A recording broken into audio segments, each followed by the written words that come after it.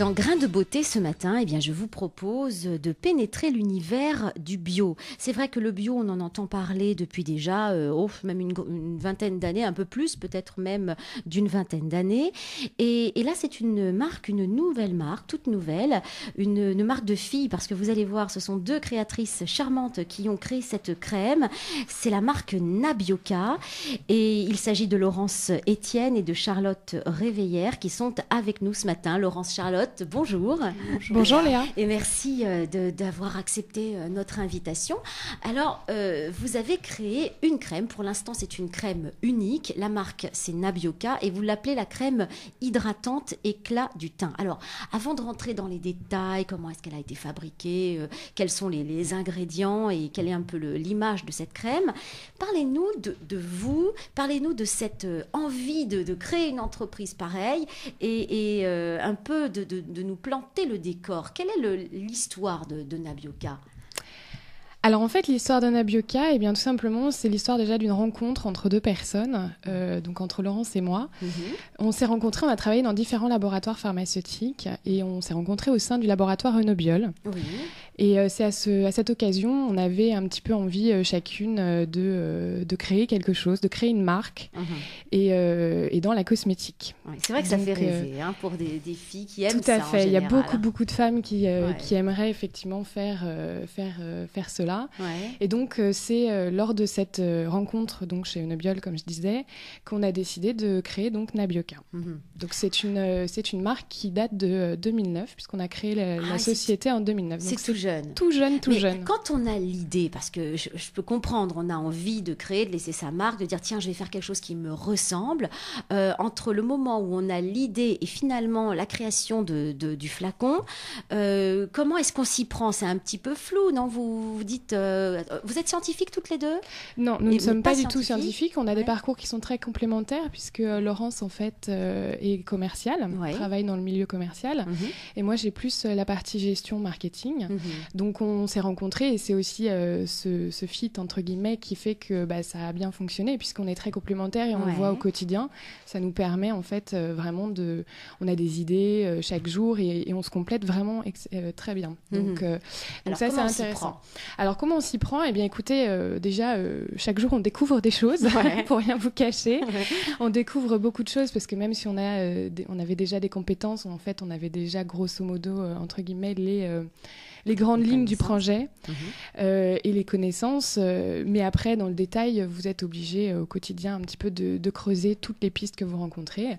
Donc, nous, on s'est entouré d'experts, en fait. On a voulu fonctionner comme ça, c'est-à-dire qu'on est experte dans notre domaine, mais on a voulu faire appel à différents experts dans leur domaine pour travailler vraiment avec eux. Ces experts, ce sont les scientifiques, c'est ça, j'imagine, exactement, en majorité, et qui vont vous proposer des formulations ou Tout à fait. Alors en fait, ce qui se passe, c'est qu'on travaille avec un formulateur à qui on donne en fait notre cahier des charges, c'est-à-dire on lui dit voilà, moi je voudrais une crème comme ceci, une crème comme cela, je veux qu'elle fonctionne comme ci, je veux qu'elle fonctionne comme ça, et donc on fait vraiment pas à pas ensemble, on travaille vraiment conjointement la formule.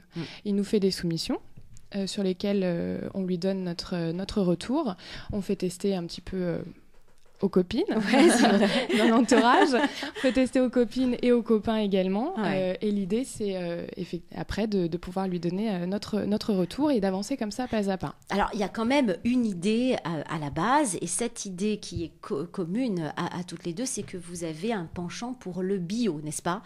Vous êtes dans cette mouvance qu'on connaît sur le marché de l'esthétique, sur les autres marchés aussi, mais sur le marché de l'esthétique, c'est très, très...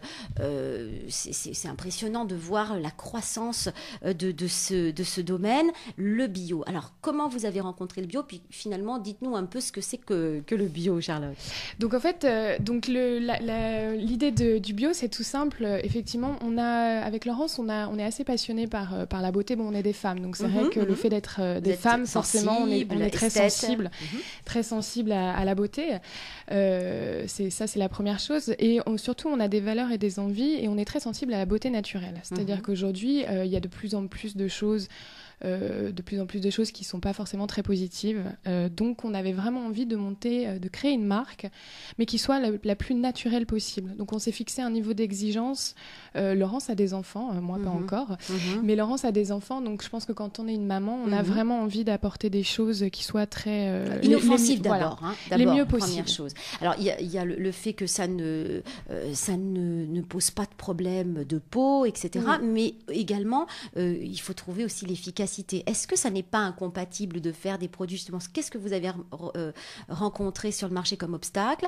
Est-ce qu'il y a du bio qui a une efficacité aussi grande que les autres, que les produits traditionnels, j'allais dire? Alors effectivement, le bio est souvent décrié. Je vois pas mal d'articles dans la presse ou à la télévision ou en radio où effectivement le bio est décrié. Je pense que la cosmétique bio n'est pas moins efficace que la cosmétique dite classique. À la différence, ça fonctionne, ça dépend comment vous dosez en fait. C'est-à-dire que les doses d'ingrédients et d'actifs vont faire que votre crème va être plus ou moins efficace. Donc ça c'est la première chose. Donc c'est vraiment important à un moment donné d'utiliser des actifs qui soient objectivés, qui ont eu des tests cliniques et qui ont eu des tests in vitro et in vivo pour pouvoir vraiment mettre les ingrédients les plus nobles entre guillemets dans la crème. Donc nous on s'est fixé vraiment ça comme objectif. C'est une crème qu'on a voulu bio. Vous savez aujourd'hui le bio, comment ça fonctionne? Vous devez avoir 95% de vos ingrédients qui soient d'origine naturelle. C'est ça c'est pour le label connu, c'est-à-dire Cosme Bio. Cosme Bio. Pour avoir le label Cosme Bio, donc avec le logo bio sur vos produits, vous avez 2 organismes certificateurs, Qualité France et EcoCert. Donc nous sommes certifiés Qualité France. Il y a un cahier des charges à respecter. Donc en fait, la cosmétique, vous avez plein de matières que vous ne pouvez pas utiliser en cosmétique bio.